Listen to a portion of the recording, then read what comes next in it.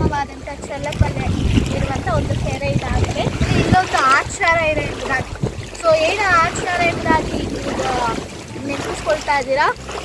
So ನಾನು ಹೇಳ್ತೀನಿ ಅದರ ವಿಶೇಷತೆ ಬಗ್ಗೆ. ಈಗಾಗಲೇ ನೀವು ನೋಡಿದ್ದೀರಲ್ಲ, ಸೊ ಚರ್ಲಪಲ್ಲೆ ಕೆರೆ ಅಂತ ಹೇಳಿ. ಸೊ ಆ ಕೆರೆಯ ಒಂದು ಹಿಸ್ಟ್ರಿಯನ್ನ ನೀವು ಇಲ್ಲಿ ನೋಡ್ಬೋದು.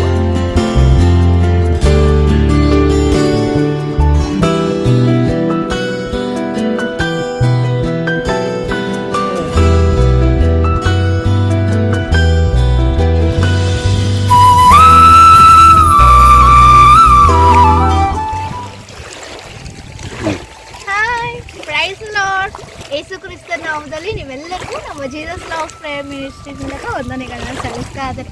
ನೋಡ್ತಾ ಇದ್ದೀರಲ್ಲ, ಸೊ ಇದು ಆಂಧ್ರ ಪ್ರದೇಶದ ಒಂದು ಗ್ರಾಮವಾದಂಥ ಚಲ್ಲಪಲ್ಲೆ ಇರುವಂಥ ಒಂದು ಕೆರೆ ಇದಾಗಿದೆ. ಸೊ ಈ ಕೆರೆಗೆ ಒಂದು ವಿಶೇಷತೆ ಇದೆ. ಸೊ ಇದು ಬರೀ ಮಳೆ ನೀರಿನಿಂದ ತುಂಬುವಂಥ ಒಂದು ಕೆರೆ ಆಗಿದೆ. ಸೊ ಆಲ್ರೆಡಿ ಸೊ ಆಲ್ಮೋಸ್ಟ್ ಇದು ತುಂಬಿದೆ, ಇನ್ನೊಂದು 5 ಅಡಿ ಮಾತ್ರವೇ ತುಂಬುತ್ತೆ.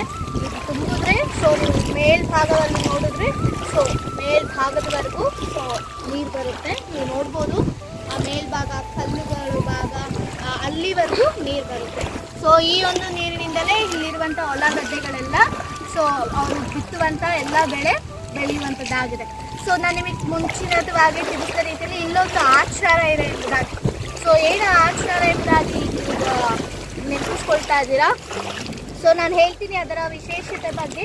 ಸೊ ಇದು ಬಹಳ ಆಳ ಇರುವಂಥದ್ದು.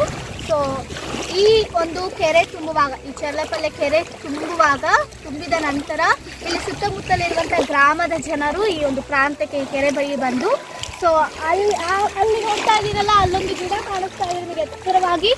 ಸೊ ಆ ಗಿಡದ ಬಳಿಯಲ್ಲಿ ಒಂದು ಮೇಕೆಯನ್ನು ಬಿಡ್ತಾರೆ. ಸೊ ಇದೊಂದು ಆಚಾರ.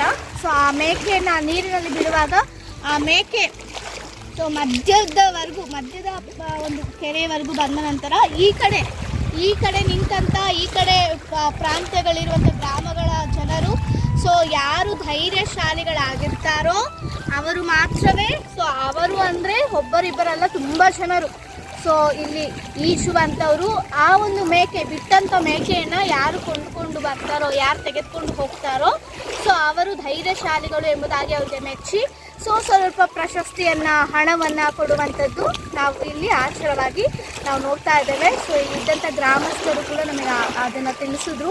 ಸೊ ಇದು ತುಂಬಿದ ನಂತರ ಆ ಒಂದು ಪದ್ಧತಿ ಆಚಾರ ಇಲ್ಲಿ ನಡೆಯುವಂಥದ್ದಾಗಿದೆ. ಅದೇ ಈ ಒಂದು ವಿಶೇಷತೆ.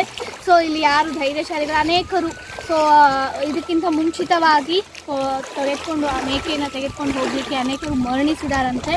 ಸೊ ಇದರಲ್ಲಿ ತೆಗೆದುಕೊಳ್ಳೋಕ್ಕಾಗದಂತೆ. ಸೊ ಆದರೆ ಸೊ ಇಲ್ಲಿ ಆ ಒಂದು ಪದ್ಧತಿ ಇದೆ. ಸೊ ನಿಮ್ಮ ಊರ ಕಡೆ ಯಾವ್ಯಾವ ರೀತಿಯ ಪದ್ಧತಿ ಇದೆ ಅಂತ ನೀವು ಕಮೆಂಟ್ಗಳ ಮೂಲಕ ತಿಳಿಸ್ಬೋದು. ಸೊ ಈ ಒಂದು ಚರ್ಲಪಲ್ಲೆ ಕೆರೆಯ ವಿಶೇಷತೆ ಇದು ಮಾತ್ರವೇ.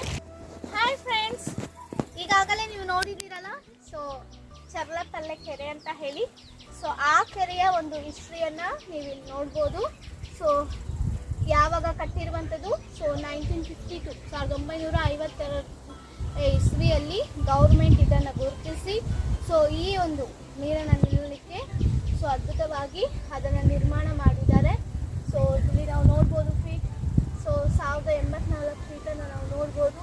ಸೊ ಇದೆಲ್ಲ ಅದರ ಒಂದು ಸೊ ಹಿಸ್ಟ್ರಿ ಆಗಿದೆ. ಸೊ ಎಷ್ಟು ಆಳ ಇದೆ ಎಂಬುದಾಗಿ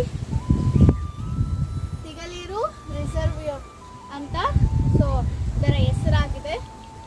ಸೊ ಬಟ್ ಇಲ್ಲಿನ ಗ್ರಾಮಸ್ಥರು ಸೊ ಇದನ್ನು ಚರ್ಲಪಲ್ಲೆ ಕೆರೆ ಎಂಬುದಾಗಿ ಕರೆಯುವಂಥದ್ದಾಗಿದೆ. ಸೊ ಇದು ಇದರ ಹಿಸ್ಟ್ರಿ. ಸೊ ಯಾರ್ಯಾರು ನಿರ್ಮಾಣ ಮಾಡಿದ್ದಾರೆ, ಹೇಗೆ ನಿರ್ಮಾಣ ಮಾಡಿದ್ದಾರೆ, ಎಷ್ಟು ಆಳ ಇದೆ ಸೊ ಎಂಬುದಾಗಿ, ಎಷ್ಟು ನೀರು ತುಂಬುತ್ತೆ, ಇದೆಲ್ಲದರ ಹಿಸ್ಟ್ರಿ ಸೊ ಇಲ್ಲಿ ನಾವು ನೋಡ್ಬೋದು.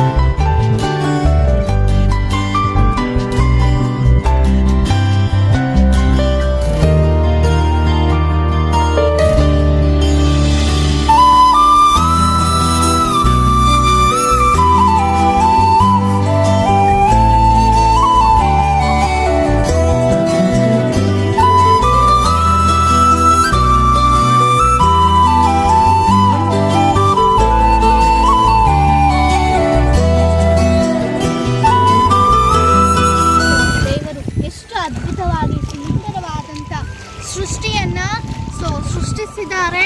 ಸೊ ಆದರೆ ಮನುಷ್ಯರು ಅದನ್ನು ಅನೇಕ ಸಂದರ್ಭದಲ್ಲಿ ಆ ಒಂದು ಪ್ರಕೃತಿಯನ್ನು ವಿಕೋಪಕ್ಕೆ ತೆಗೆದುಕೊಂಡು ಹೋಗ್ತಾ ಇದ್ದಾರೆ. ಅದಕ್ಕಾಗಿ ಅನೇಕ ಸಂದರ್ಭದಲ್ಲಿ ಸುನಾಮಿಗಳು ಹೋಗ್ತಾ ಇದ್ದಾವೆ, ಭೂಕಂಪಗಳು ಹೋಗ್ತಾ ಇದ್ದಾವೆ. ಪ್ರಕೃತಿಯ ವಿಕೋಪ ಎಂಬುದಾಗಿ ದೇವರ ಸೃಷ್ಟಿಯನ್ನು ನಾವು ಸೃಷ್ಟಿಸಿದ ರೀತಿಯಲ್ಲಿಯೇ ಇಟ್ಟು ಆನಂದಿಸಿದ್ರೆ, ದೇವರಿಗೆ ಮಹಿಮೆ ಸಲ್ಲಿಸಿದ್ರೆ ಅದೇನು ಹಾನಿ ಮಾಡೋದಿಲ್ಲ. ಆದರೆ ಮನುಷ್ಯರೆಲ್ಲರೂ ಸೇರಿ ಆ ಪ್ರಕೃತಿಯನ್ನು ನಾಶ ಮಾಡ್ತಾರೆ. ಅದಕ್ಕೆ ಇಂತಹ ಸಂಘಟನೆಗಳು ನೋಡ್ತಾ ಇದ್ದೇವೆ. ಏನೇ ಆದರೂ ಈ ಒಂದು ಸೃಷ್ಟಿಯನ್ನು ಸೃಷ್ಟಿಸಿದಂಥ ದೇವರಿಗೆ ಮಹಿಮೆಯನ್ನು ಸಲ್ಲಿಸ್ತಾರೆ. ಪ್ರೈಸಲ ದೇವರು ನಿಮ್ಮನ್ನು ಕುಟುಂಬ ಹೇಳುವಾಗ ಆಶೀರ್ವದಿಸಲಿ, ಬಲಪಡಿಸಲಿ. God bless you.